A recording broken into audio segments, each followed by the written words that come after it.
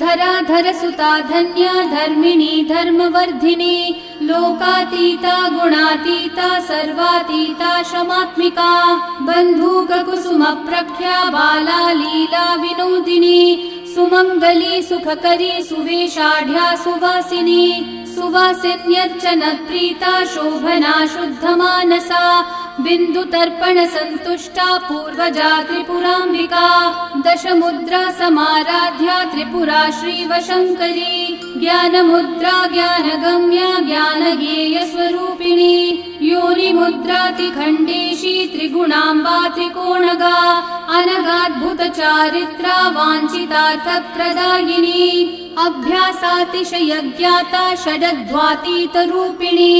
अव्याजत्करुणामूर्तिरज्ञानध्वान्तदीपिका आबालगोपविदिता सर्वानुलङ्घ्य शासना